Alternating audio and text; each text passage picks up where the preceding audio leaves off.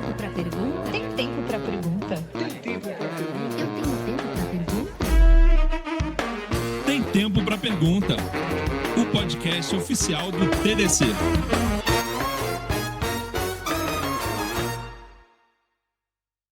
Olá, estamos de volta com mais um Tem Tempo para Pergunta, o podcast oficial do TDC, gravando mais uma temporada direto aqui do TDC São Paulo 2025. E o papo hoje do nosso podcast é sobre IA, Machine Learning e muito mais do mundo da inteligência artificial. E para falar comigo, eu estou aqui com ele, que é Pedro Braga, é Head de Operações da King Host. Seja muito bem-vindo, Pedro. Muito obrigado, Júlio. Super prazer estar aqui contigo, estar aqui no TDC, evento incrível, cheio de gente, cheio de tecnologia, cheio de novidade. Mais um ano aqui.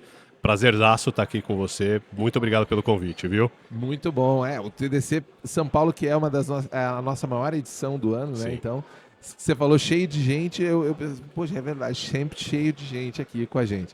Mas, Pedro, uma das nossas tradições aqui do podcast é sempre voltar um pouquinho no tempo e falar sobre como que as pessoas entram na tecnologia, até porque hoje em dia é muito mais comum, né? Como tecnologia está em tudo, ela virou linguagem comum. O jovem, a pessoa que está começando a carreira, aspirar, vem fazer uma carreira na tecnologia. Mas eu acredito que na época que você entrou nesse mundo não era tão comum assim. Então eu queria saber, lá do jovem Pedro, como que foi? Se foi uma coisa aspiracional, se veio desde criança, ou se foi aquela coisa que você veio e ela te encontrou no caminho da tua carreira? Putz, bacana, Júlio. Pergunta legal. Não vou falar a idade, tá? Não vou entregar a idade, mas faz bastante tempo. Eu desde criança, né, sempre fui muito curioso, sempre era o cara que queria desmontar. Meu pai, engenheiro civil de formação, mas sempre brincou com eletrônica.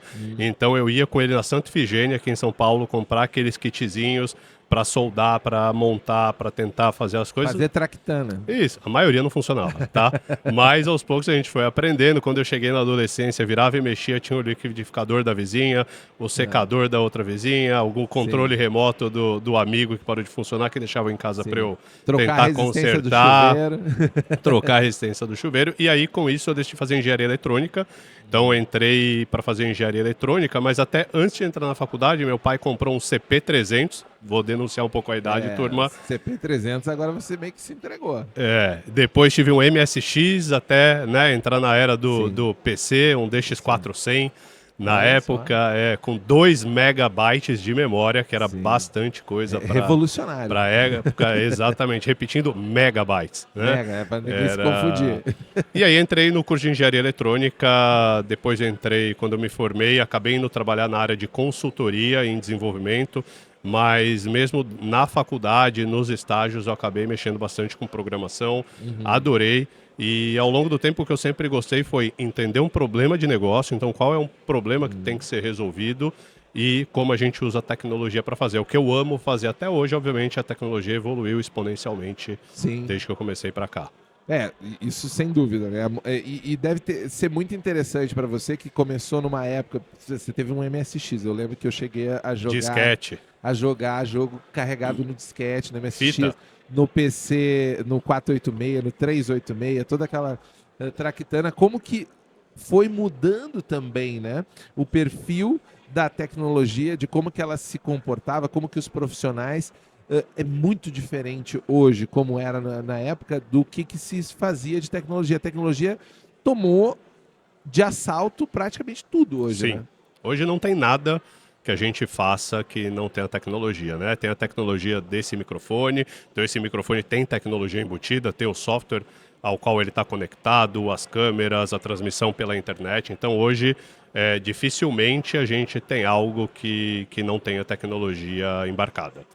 E nessa construção, a área que a gente trabalha, né, que é a área da tecnologia, a gente está sempre na vanguarda, né, do que vem adiante, é sempre lidando com aquelas pressões, aqueles hypes, né? Toda hora tem uma coisa nova, uma pressão, e às vezes eu sinto que quando expande, e até o nosso público do podcast, ele é mais expandido, eu sempre falo isso, né? Porque aqui no Sim. TDC, no evento, a gente tem bastante gente que é bastante técnica, né? Sim. Um grupo muito grande de profissionais que já estão muito no mercado. Mas quando a gente está falando podcast, a gente está falando de uma galera que está interessada, daqui a pouco quer vir para a área de tecnologia, e às vezes é tanto nomezinho, Sim.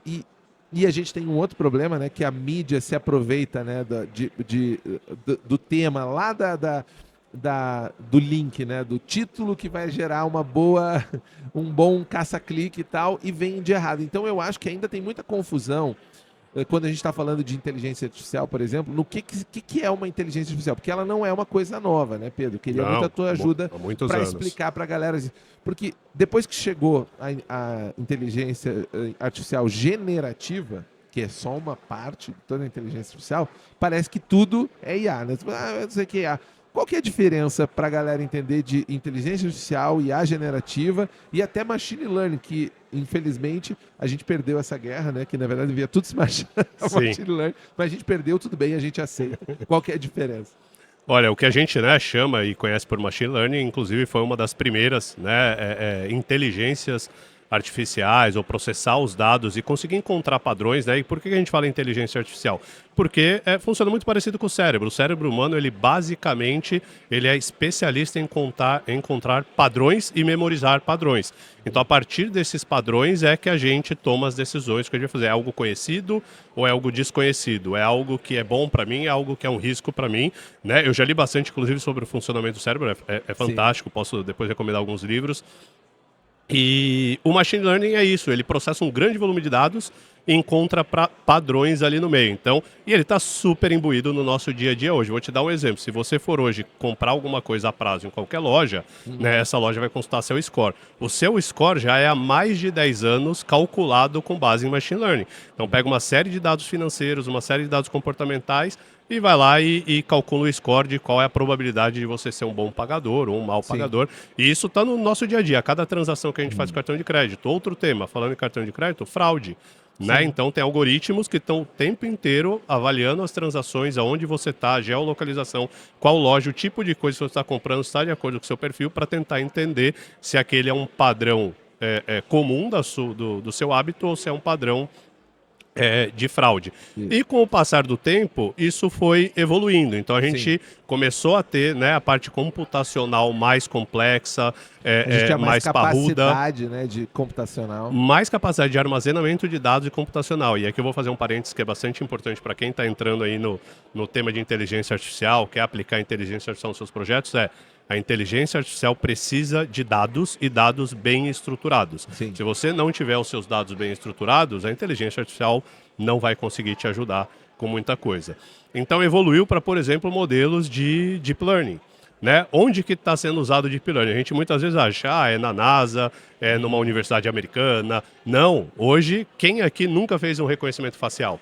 Né? Quer abrir uma conta, quer emitir um novo cartão, quer validar a sua conta, né, no e-commerce, está lá o reconhecimento facial e tem deep learning por trás disso respondendo em milissegundos, né, entendendo, realmente o Pedro, porque o Pedro... Até o meu INSS estava fazendo prova de vida para os aposentados via reconhecimento facial já também. Isso. E aí, obviamente, tudo se popularizou, o que eu costumo dizer é que a ponta do iceberg saiu para fora com a IA generativa, né, onde todo mundo passou a ter mais acesso, conseguiu se comunicar melhor com ela de uma forma mais fácil e que a gente também tem hoje, né, imbuída nos atendimentos. Então, o próprio atendimento aqui da KingHost, a gente usa a inteligência artificial generativa para prestar o melhor atendimento, entender a pergunta que o cliente está fazendo ali no chat do atendimento ou trazendo as informações que aquele cliente precisa para que o nosso atendimento seja o mais rápido, o mais assertivo possível.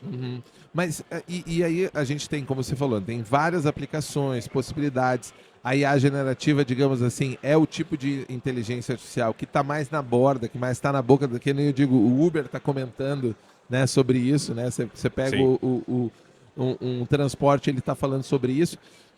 E parece que há não só um interesse, mas também uma certa pressão mercadológica e tal para uma adoção em larga escala desses tipos de materiais, né?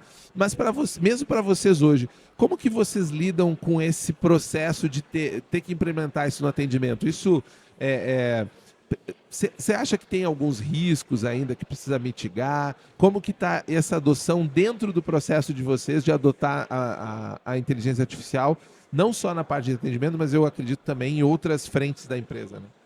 Sim, dentro dos próprios produtos, por exemplo, né, quando a gente avalia os clientes, a propensão ao produto adequado para ele, um processo de onboarding hoje que o cliente ele já é todo assistido e dando todas as dicas, entendendo o que ele está fazendo, quais são as principais dúvidas.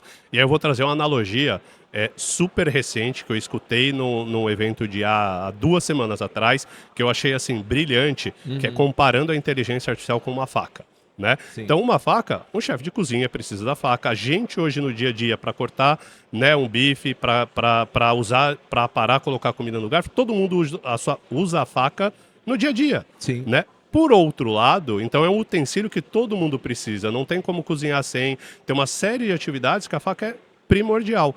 Porém, a faca também serve, infelizmente, para machucar pessoas. Sim. Né? E a gente vai banir o uso da faca por um mau uso. Então a analogia ela é muito boa, porque a inteligência artificial ela veio para ficar.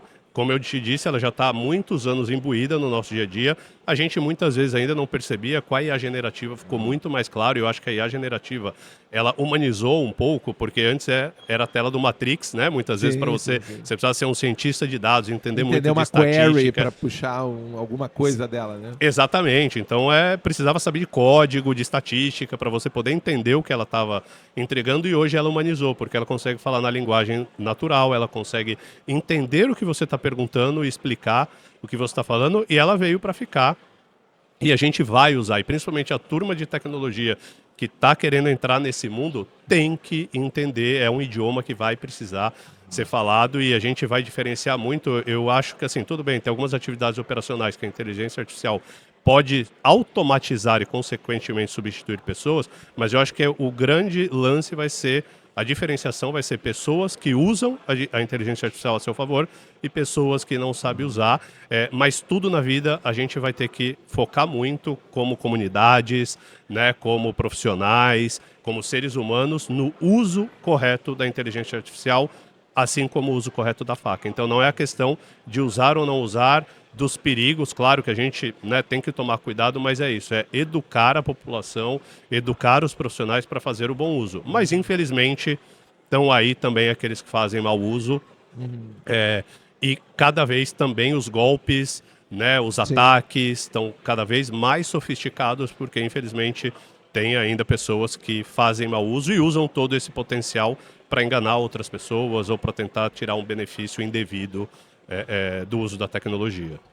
Até porque o desenho, quando você coloca algo tão poderoso como é uma inteligência artificial, né? Porque se a gente pensar hoje, graças a essa modelagem de APIs, né, de aplicação, você consegue, num protocolo HTTP, num browser, acessar algo que tem um poder computacional absurdo, né? Sim. E numa interface de texto humana, uma linguagem que qualquer pessoa... Acessível. Talvez o grande perigo, né, que você está falando, né, pô, tem gente que usa errado e tal. O grande perigo da gente utilizar isso é meio que dar a faca para a criança brincar sem ninguém monitorar, né? Porque a gente meio que fez isso. A inteligência artificial generativa, porque, como você falou, a faca pode machucar alguém e tal. Achei a analogia ótima, mas às vezes eu pensando na minha filha, né, eu digo assim, não, e ela disse, quando eu vou poder usar garfo e faca? Eu falei, quando tu aprender a usar o garfo. É isso. Né, porque tu sabe que com colher tu tá aprendendo, como que assim já quer usar faca? Mas o papai e a mamãe usam faca. Não, mas agora eu tô cuidando, eu tô preparando. Então eu acho que tem um desafio, e queria saber a tua opinião sobre isso, Pedro, de capacitação de longo prazo das pessoas, né? Eu acho que educação é primordial, assim como você usou o exemplo com a sua filha, e a gente está falando de coisas que já estão no mercado há mais tempo. Eu tenho um filho de 13 anos, então, por exemplo, agora ele está na fase do início da adolescência, com as redes sociais, né? Então saber usar, saber o que publicar, saber o que expor, o que não expor, né? Os perigos que estão por trás, eu acho que tudo parte da educação. Então, super concordo com você. Eu acho que assim, simplesmente disponibilizar, as pessoas saíram usando como elas acham que tem que ser usado, né? Não vai tirar o melhor. Primeiro que não vai tirar o melhor proveito e segundo que pode, obviamente, se colocar em risco desnecessário. Então acho que assim, nós como profissionais, talvez mais experientes, professores, a Temos gente uma tem que uma responsabilidade de ir educando os mais jovens, de ir educando quem está entrando e está tendo acesso para entender qual é o uso correto da ferramenta, como usar num dia a dia e usar para o bem, usar para o próprio benefício, usar para otimizar o seu tempo no dia a dia. Por exemplo, eu de manhã acordo, pergunto para a Alexa as principais notícias e pergunto, Alexa, como está a minha agenda hoje? Inclusive, hoje ela, né, já tem capacidade de trazer algumas sugestões ali de conflitos que eu posso ter da agenda, que antes eu teria que parar, olhar a minha agenda, entender, remanejar. Já a Alexa vai fazer isso. Né? Já ela vai marcar compromissos para você na sua agenda. Hoje ela já marca, mas já ela vai otimizar os compromissos, né, de forma que eu não precise pensar nisso. Mas educação é primordial para a gente usar a solução de forma correta e de forma segura. Sim, a gente está falando bastante dessa questão mais humana, né, da questão da inter-relação entre as pessoas e a máquina, mas tem uns aspectos técnicos também, né? Porque quando a gente está falando de inteligência artificial, se discute muito hoje qual que é a nossa capacidade de infraestrutura até, né? E de manter, de certa maneira, processos que a gente já fazia, porque eu acho que tem uma discussão e é legal falar com você, Pedro, porque você é da área de operações, principalmente de um provedor, né? E você sabe que tem muita coisa que a gente já tem a tecnologia para fazer, há um custo muito interessante, porque acredito até que a King Host tenha produtos já bem formatados, mas que tem na outra ponta pessoas dizendo assim, não, isso aí vai ser substituído por IA. Será que vai? Porque assim, não dá para querer também achar que IA vai virar tudo, pelo menos do ponto de vista técnico, a gente não está falando mais de pessoas, porque as pessoas têm essa percepção mágica da IA. Né? Não, é que a IA é o pós-bilim-pim-pim, toca lá e ela já sai fazendo. Não, tem, do aspecto técnico, eu acho que tem essa diferenciação do que é e o que não é. Como que você enxerga esse nosso desafio de definir esses pontos aonde ela entra e onde ela não entra? Tá, eu acho que a IA é uma ferramenta de automação, né? Então ela faz as coisas, a gente consegue conversar numa linguagem natural e ela faz as coisas muito rápido. Então um tema que está bastante na moda aí e dentro do mundo da tecnologia é o vibe coding, né? Eu mesmo tenho usado bastante, né, para entender as capacidades. A gente já utiliza lá na King Host, então no desenvolvimento dos nossos produtos, mas a IA ela não tem uma qualidade humana que é a da criatividade. A IA ela não inventa nada, ela não cria nada, ela parte tudo do que ela foi treinada, ela parte tudo do que é conhecimento existente e replica isso, obviamente, as melhores práticas de forma muito mais rápida. O conhecimento existente na base de dados que ela foi treinada. Porque às vezes até isso parece que é meio... Não, conhecimento existente, mas todo o conhecimento existente. Exato, e não necessariamente ela consegue fazer correlações de algo que eu aprendi na infância e que eu aplico hoje, algo que eu vi no mundo das artes e eu trago para a parte de software, e ela não tem o tato com o humano. E sempre que a gente está falando de tecnologia, a gente está falando de resolver um problema que a sociedade tem. Então eu estou criando um software, eu estou hospedando um site, eu estou divulgando um conteúdo, eu estou usando uma ferramenta de produtividade, de e-mail, eu estou disparando uma campanha de marketing. Então, todas essas ferramentas, elas são feitas para o relacionamento de pessoas com pessoas. E a IA, ela consegue acelerar muita coisa, mas ela não substitui você entender o problema do outro, você entender qual a melhor forma de resolver, você criar formas novas, ainda não existentes, de resolver, que é o famoso disruptar. Sim. Né? A IA, ela vai conseguir fazer a gente acelerar, dar mais qualidade, fazer mais cenários de teste, automatizar processos que eram extremamente morosos e manuais, mas ela não vai substituir essa parte de a gente ser criativo, da gente criar novas soluções, da gente enxergar as coisas por um ângulo novo que ninguém ainda enxergou. Então a IA, ela basicamente ela assiste a gente do ponto de vista de dar assistência, ser mais produtivo, fazer as coisas mais rápido, fazer com mais qualidade, mas o criar ainda depende do ser humano. Ter o olhar humano para o outro humano que vai usar aquela solução, porque no fundo são sempre pessoas utilizando do outro lado, né? Não são, a gente muitas vezes vê como empresas, mas a empresa nada mais é que um conjunto de pessoas. Isso. Sem dúvida. E enquanto você estava falando, eu estava pensando aqui o quanto a gente também tem uma certa. Eu acho que a impressão talvez não seja a palavra correta para o que eu quero dizer, mas no momento eu vou usar ela como artifício para poder chegar no que eu quero falar, que é a gente tem uma impressão muito dispar de o que eu estou lidando ali com a inteligência artificial e o que ela realmente é capaz de entregar, né? Até onde é capaz, porque assim, a IA generativa ela tem essa coisa que muitos chamam de criatividade, mas está longe de ser a criatividade, Sim. de gerar aquilo a partir de gerar combinações inesperadas, que é a própria propriedade dela de alucinar, que gera Sim. coisas que a gente não estava esperando, né? E isso, em certa medida, por ter esse componente entre aspas, mágico, que eu olho ali e faço uma impressão de que realmente tem alguém, porque ela, né, ela usa um outro termo, ela não é um depara, não é um if else tão claro como é uma outra máquina, ela dá essa impressão, e aí me parece que muitas empresas hoje, e aí eu estou falando do pequenos, médios, acho que os grandes menos, mas mesmo assim ainda você vê, tem grandes, eles não estão medindo os riscos entre fazer essa comparação direta, né, de não, eu não preciso mais de uma pessoa para fazer isso. Não, talvez você continue precisando de uma pessoa disso, mas não para fazer a mesma coisa que ela fazia. Como que você enxerga esse impacto que a gente está tendo, principalmente na questão do mundo, até do trabalho mesmo, né? Como que a gente vai lidar no futuro em trabalhar e fazer com que a inteligência artificial não seja não só um vulto, né, em cima lá, me observando e digamos assim, me vigiando, me colocando pressão, ao mesmo menos não seja um peso que a gente tenha que carregar por decisões que a gente tomou lá atrás, que tudo precisava de IA, mas na verdade não tinha que ser IA. A gente toma muito cuidado para usar IA para resolver problemas reais, né? Não para ficar gastando tempo e usar por usar. Porque é uma ferramenta de produtividade que tem o seu custo também, né, no uso do dia a dia. E, como eu comentei, a IA ela é uma ferramenta acessória, é uma ferramenta de agilidade. Por exemplo, quando a gente adotou a IA no time de desenvolvimento, isso em nenhum momento o foco foi reduzir o time, pelo contrário, o foco foi sempre ganhar produtividade e que a gente conseguisse entregar melhorias e inovações mais rápido para os nossos clientes, corrigir temas ou melhorar temas que precisavam ser melhorados nos produtos. Então a gente ganhou capacidade, a gente ganhou velocidade.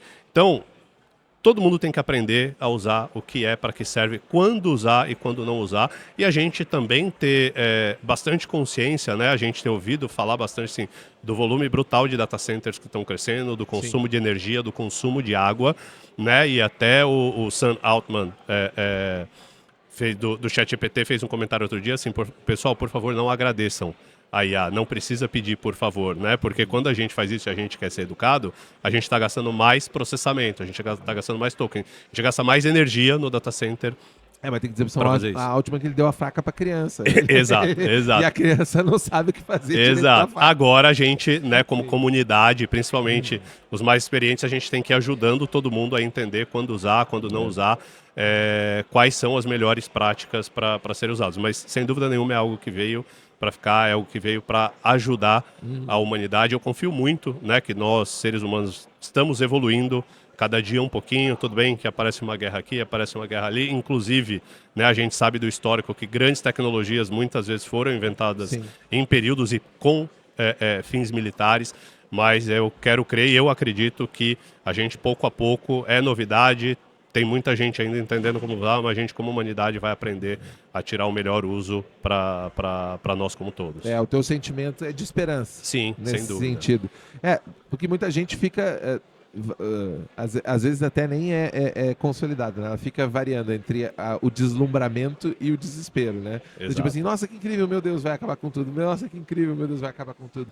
Mas assim, o que é claro, e você citou muito bem, eu acho que vale reforçar, a gente olhar a real os reais lugares e aonde que a gente efetivamente vai utilizar, até porque esse exemplo do não pedir por favor, porque ela consome, a gente tem que perceber o quanto que esse negócio realmente consome de recursos que a gente não vai ter ali na frente, né? O planeta está entrando naquela curva de colapso, né? Do tipo, Exato. já estamos demandando mais do que ele tem para entregar. Então eu acho que do ponto de vista de infraestrutura, de tecnologia, cabe fazer uma análise muito criteriosa, né? Sim. Do que a gente vai precisar, né? E de usar a ferramenta certa para a coisa certa, né? Como você falou, a gente não precisa embedar IA em tudo, realmente nas jornadas, nos pontos dos produtos, nos pontos das soluções, que ela realmente agrega, né, valor, porque nem toda solução a gente vai precisar usar inteligência artificial. Então, pô, né, para um mecânico de carro que vai usar uma chave de fenda, né, uma chave de roda, precisa da IA? Não, não precisa da IA. Então tem muitas atividades hoje no mundo de hoje, inclusive da tecnologia, que a IA ainda não se faz necessária. Então é usar a ferramenta certa para a coisa certa. A gente tem 1 milhão de ferramentas aí no mercado para todos os fins e usando a ferramenta certa a gente faz a coisa certa no custo certo. Porque muitas vezes aqui no mundo da tecnologia, né, uma preocupação que a gente tem é toda a solução, né, vamos jogar tudo para a cloud, vamos usar IA em tudo e vamos usar o que tem de mais moderno em tecnologia. Nem sempre é a solução. Vou trazer um exemplo aqui que a gente já viu grandes provedores de streaming voltando para o monolito. Sim. Né, em determinados pontos ali da arquitetura deles, porque a manutenção fica mais fácil e a questão de custos em relação aos microserviços para aquele uso específico faz mais sentido. Eu acho que então é sempre sobre balanço, né? Como tudo na vida, é sempre sobre o balanço da gente saber usar a ferramenta certa para a coisa certa na hora certa. Isso, e até nesse sentido você comentou sobre essas decisões mais estratégicas. Eu, como sei que a KingHost é uma empresa que está sempre buscando vanguarda na tecnologia, queria saber do ponto de vista estratégico de vocês enquanto negócio, como que vocês estão vislumbrando a IA na evolução do negócio de vocês também, até pensando mais no longo prazo. Você citou alguns lugares onde vocês já estão aplicando a inteligência artificial no atendimento do cliente, no próprio processo de desenvolvimento, mas como que vocês enxergam a inteligência artificial do ponto de vista estratégico no futuro da KingHost também, para a galera que fica curiosa para saber, mas e aí, como é que é lá na prática, né?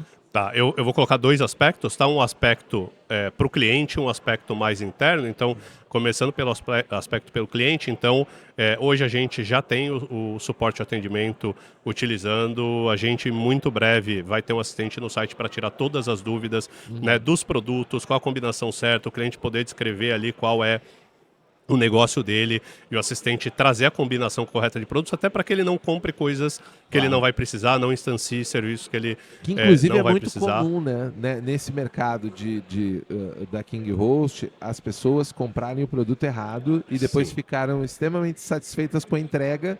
E aí a pessoa diz assim, tá, mas não, você comprou o que você não precisava, ou você comprou o plano que não tinha exatamente o que você precisava. Ou que não tinha os recursos que você vai precisar. Isso, que você né? descobriu no meio depois, né? Comprei o produto e lá no meio da minha...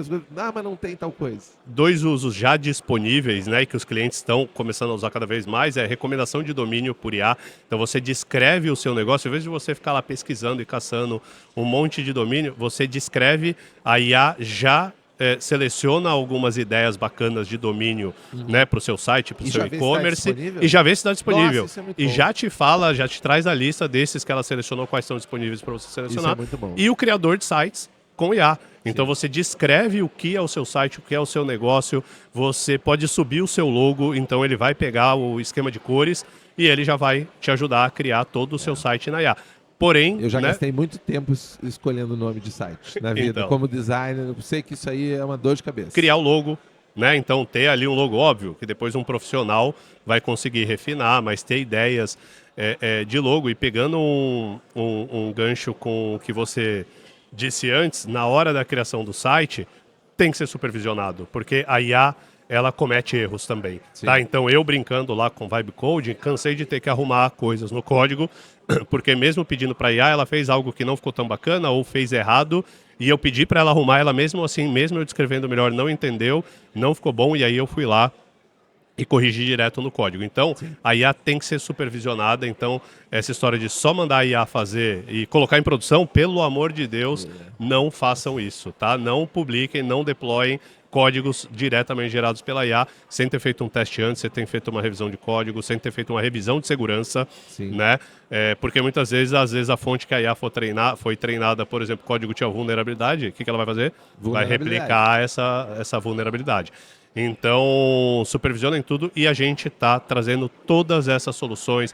Por exemplo, se você tem um código em um PHP mais antigo, ter o assistente que já vai te falar todos os pontos do código onde vão quebrar para você poder fazer o upgrade, já trazer a sugestão de upgrade do código, os pontos que precisam ser alterados. Então, o que a gente quer trazer é produtividade para que o nosso cliente ele foque no negócio dele, né? Ou se ele é um desenvolvedor, ele ganhe produtividade para entregar mais rápido, com mais qualidade para os clientes deles. Então, o objetivo é, nós fornecemos a infraestrutura, nós fornecemos todo o ferramental para você ser produtivo naquilo que você faz, para você focar naquilo que é o seu negócio. Então, nosso objetivo de uso é esse, quando, né, para ser breve aqui internamente, é entender melhor o perfil de uso, né, entender o melhor perfil dos nossos clientes, como que eles estão usando as soluções, e isso gerar insights para que a gente melhore cada vez mais os nossos produtos, entenda as necessidades dos nossos clientes. Então, a gente também já está usando bastante inteligência artificial para otimizar os nossos processos internos.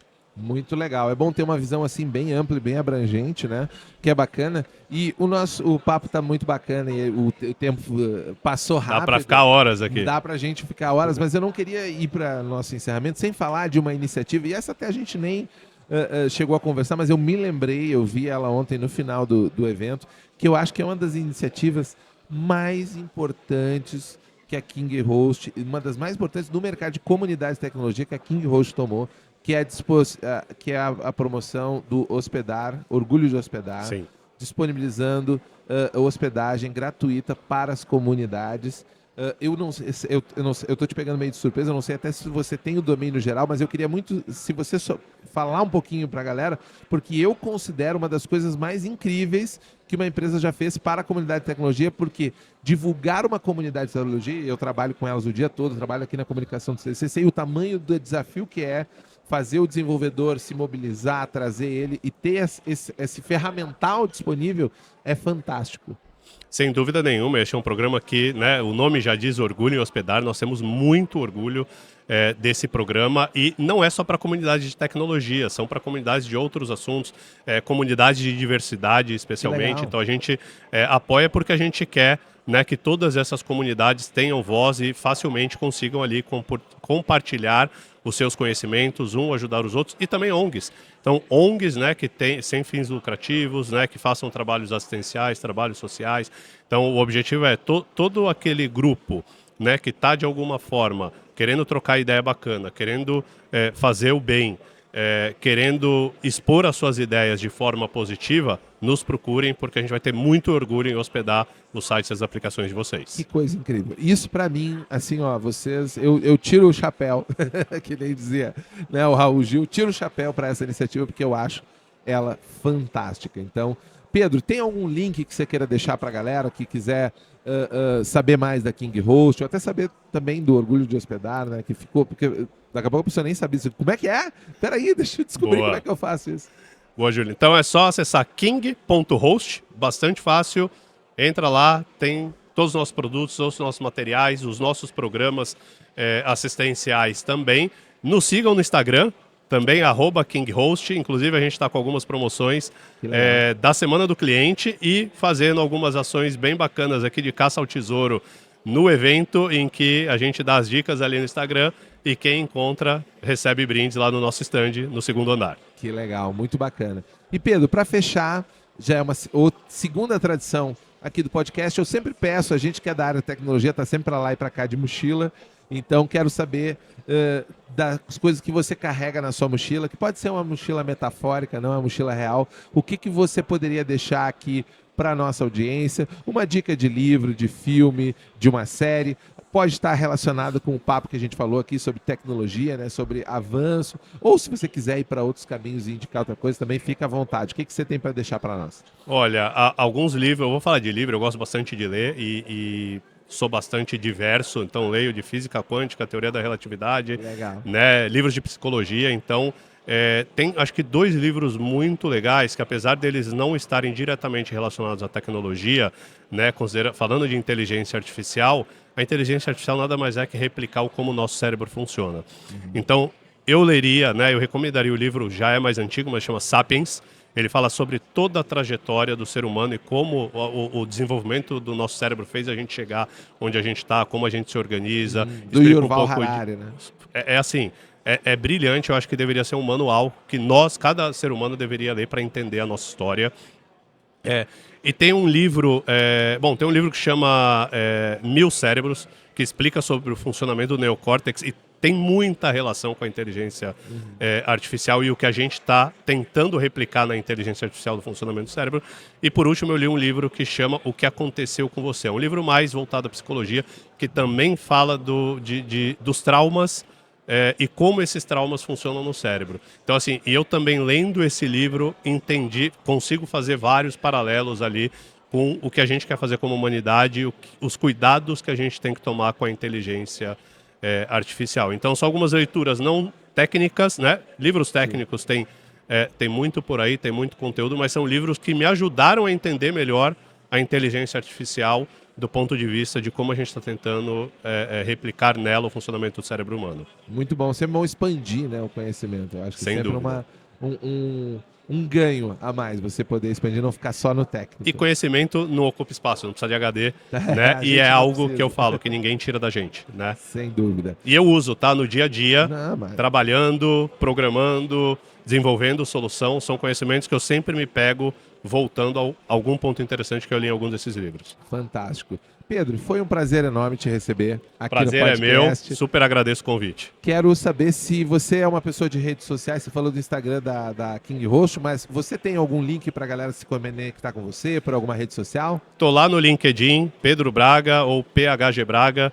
Fácil de achar lá no LinkedIn, podem me seguir por lá. Beleza, combinado então. E para você que nos acompanhou até agora, fica também o convite para acompanhar o nosso feed. Tem outros episódios aqui no feed do Tem Tempo para Pergunta e toda quarta-feira às 18 horas tem episódio novo no Spotify ou no seu agregador de podcasts. E se quiser ver esse papo aqui em vídeo, tem o nosso canal do YouTube que você pode dar o seu like, seguir a gente, compartilhar e às vezes até compartilhar um dos nossos cortes para a galera saber mais sobre inteligência artificial, as diferenças, aprender um pouco mais sobre aonde vamos aplicar todo esse conhecimento, todas essas possibilidades.